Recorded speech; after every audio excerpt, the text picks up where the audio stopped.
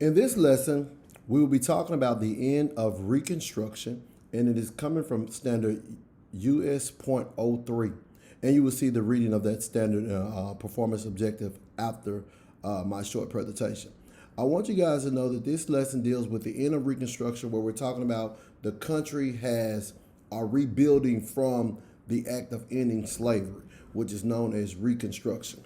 Well, at the end of what was going to end Reconstruction will be the Compromise of 1877, and that this lesson is going to deal with and explain what that compromise did. And the compromise is going to disenfranchise or put black people not as a citizen. They will start off with limited rights. So, as you view the lesson, please let me know if you have any questions or concerns or anything that you don't quite understand. Next, you will see your PBO. The PBO is your performance-based objective, explaining what you should know at the end of the lesson. Again, if you have any questions, please let me know. Mr. Ewell. Sub-at develop historical awareness by identifying patterns of continuity and change over time. IoT explain the impact of the Compromise of 1877, including Jim Crow laws, lynching, disenfranchisement methods, the efforts of Benjamin Pap Singleton and the Exodusters, and the Plessy versus Ferguson decision. Develop historical awareness to become knowledgeable or aware of past events. Identifying patterns of continuity and change over time, recognizing or naming repeated ways things are done in history. Explain, to make something clear by describing it in detail. Performance-based objective, US.03. Students will develop an understanding of these Tier 3 words during the lesson. Compromise of 1877. Jim Crow laws. Lynching. Disenfranchisement. Pap Singleton and the Exodusters. Plessy versus Ferguson.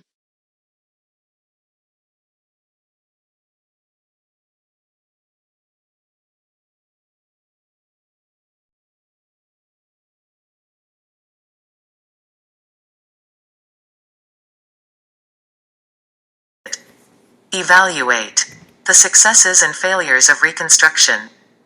Describe the experience of African Americans in the changing South.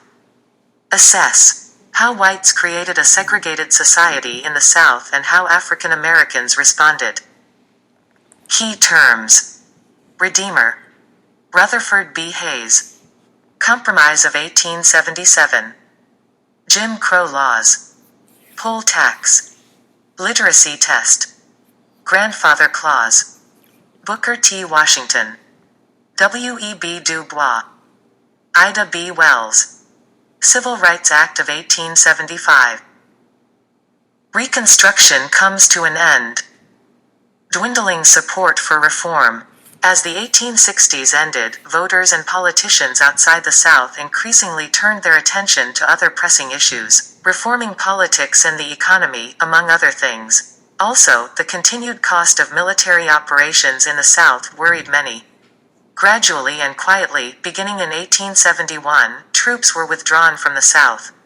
In 1872, the Freedmen's Bureau was dissolved.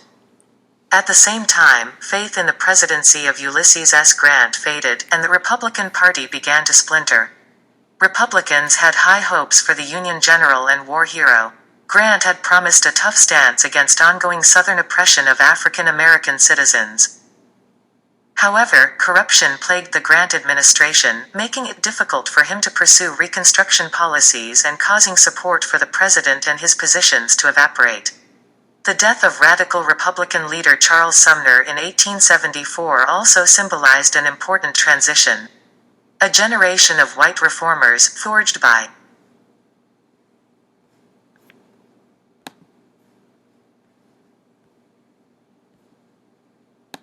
abolitionist fervor and anxious to carry that passion into the national politics of Reconstruction, had passed away. Without such leaders to temper it, Northern racial prejudice re-emerged. Civil rights and the Supreme Court. The 13th, 14th, and 15th Amendments guaranteed African Americans rights, including the right to vote. Likewise, the Civil Rights Act of 1875 guaranteed African American citizens the right to ride trains and use public facilities, such as hotels. Yet it was left to the courts to interpret how these new amendments and laws would be applied. In the 1870s, in a series of landmark cases, the Supreme Court chipped away at African American freedoms. In what became known as the Slaughterhouse Cases, 1873, the court restricted the scope of the 14th Amendment. In these cases, a group of small slaughterhouses in Louisiana contested a state action that granted a monopoly over the industry to one corporation. They claimed that the monopoly violated their rights as citizens under the 14th Amendment by depriving them of property without due process. The U.S. Supreme Court ruled against the smaller slaughterhouses. It concluded that though a citizen had certain national rights, the federal government had no control over how a state chose to define rights for its citizens.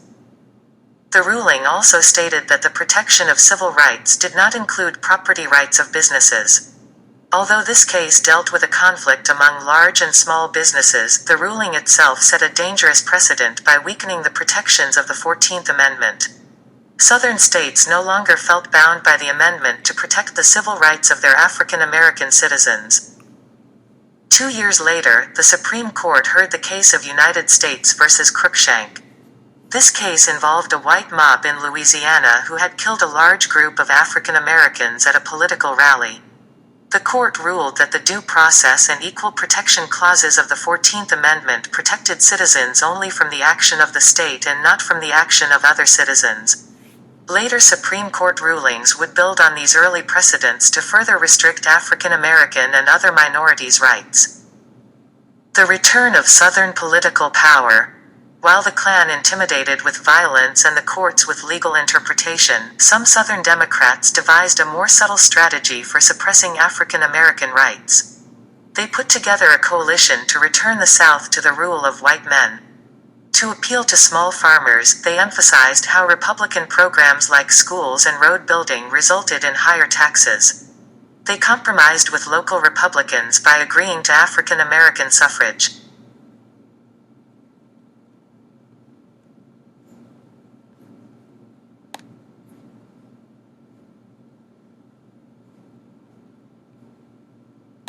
In return, Southern Republicans joined their Democratic neighbors in ostracizing white Southerners who supported the radical Republicans. Playing on the national sensitivity to corruption, the new coalition seized every opportunity to discredit African American politicians as being both self-serving and incompetent.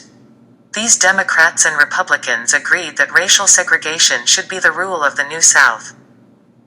The main focus of their strategy was compromise, finding common issues that would unite white Southerners around the goal of regaining power in Congress. These compromisers have become known as redeemers, politicians who aim to repair or redeem the South in the eyes of Congress. Sometimes their strategy is described as being designed to redeem or reclaim the South from Northern domination. In either case, their plan brought some success. By 1870, Virginia, North Carolina, and Tennessee had reinstated wealthy white Southern men as governors and had sent former Confederate leaders back to the U.S. Congress. Other former Confederate states soon followed their lead. In the congressional elections of 1874, the Republicans lost their control over the House of Representatives. The South had united behind a revitalized Democratic Party. The disputed election of 1876 ends Reconstruction. With the radical Republicans' loss of power, the stage was set to end Northern domination of the South. The 1876 election pitted Ohio Republican Rutherford B. Hayes against New York Democrat Samuel Tilden. Hayes, a respected Union general, had served in the House of Representatives in 1866. He had resigned to become governor of Ohio, where he developed a reputation for honesty and reform-mindedness. Tilden had been active in fighting corruption in New York City. Both candidates then held appeal for voters who were tired of corrupt leadership. Tilden received 51% of the popular vote and carried all of the southern states. However, Republicans claimed that the votes had been miscounted in 3 southern states, which happened to be states where Republicans controlled the reporting of ballots. Not surprisingly, in the recount, the Republicans found enough mistakes to swing the election to Hayes by one electoral vote. When Southern Democrats protested the results of this vote, Congress was charged with mediating the crisis. It formed a commission of 5 senators, chosen by the Republican-dominated Senate, 5 representatives, chosen by the Democratic House of Representatives, and 5 Supreme Court justices. In what became known as the Compromise of 1877, Hayes was elected president. In return, the remaining federal troops were withdrawn from the South. A Southerner was appointed to a powerful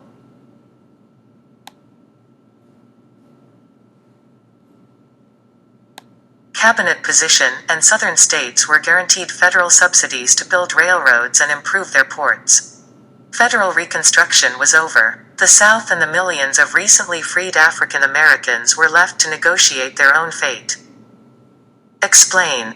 Why did the presidential election of 1876 signal the end of Reconstruction? By the mid-1870s, the racial equality initiatives put in place by post-Civil War Reconstruction had largely failed due to a series of repressive Southern laws known as the Black Codes, as well as a racist white majority in the South who resorted to intimidation tactics and outright violence in their effort to restore white supremacy while keeping blacks from the voting booth.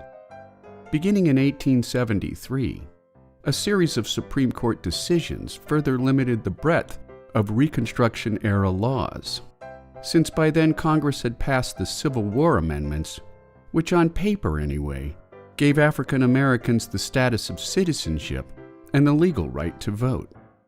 As the 1876 presidential election approached, the Democrats chose Governor Samuel Tilden of New York as their candidate, while the Republicans nominated Ohio Governor Rutherford B. Hayes.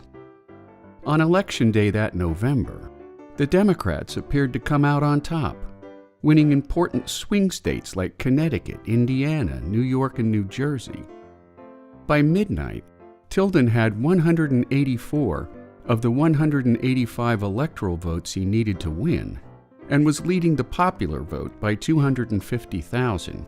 Yet the Republicans refused to accept defeat, accusing Democratic supporters of bribing African American voters to prevent them from voting in 3 key Southern states, Florida, Louisiana, and South Carolina, which were the last states in the South still governed by Republican carpetbaggers from up north.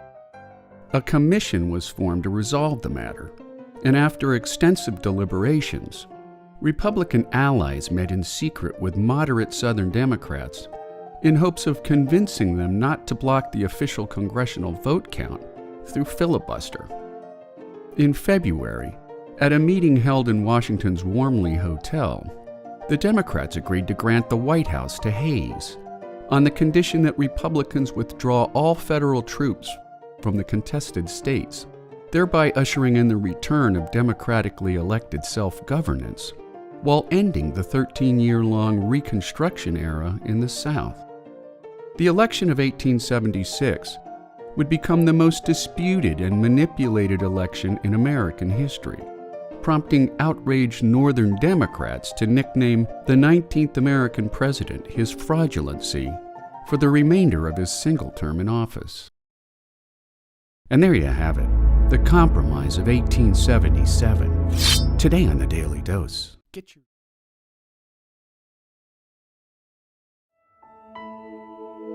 After Northern troops left the South in 1877, African Americans found themselves in near-slavery conditions once again.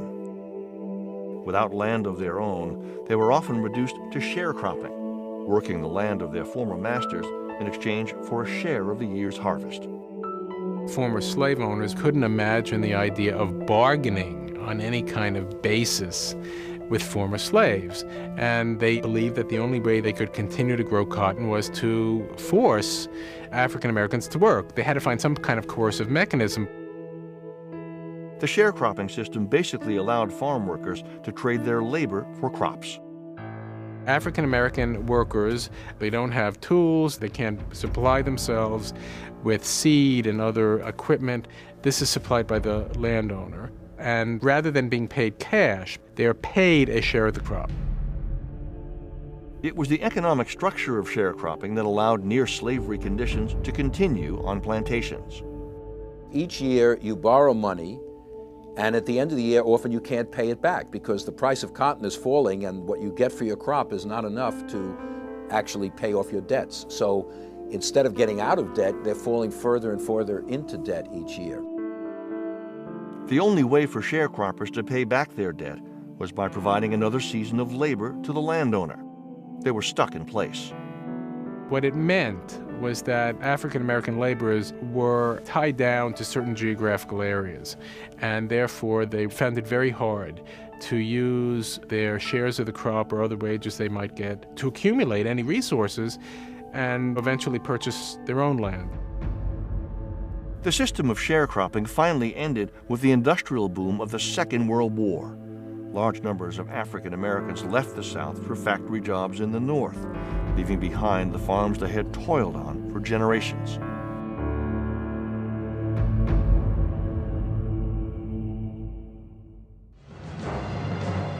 Almost immediately, most former rebel states enact harsh laws known as Black Codes.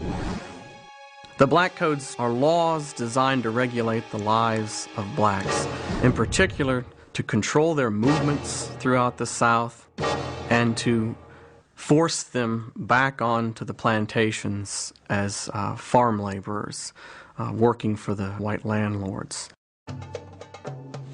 Some codes prohibit blacks from owning firearms, buying liquor, or engaging in any trade or business other than farming.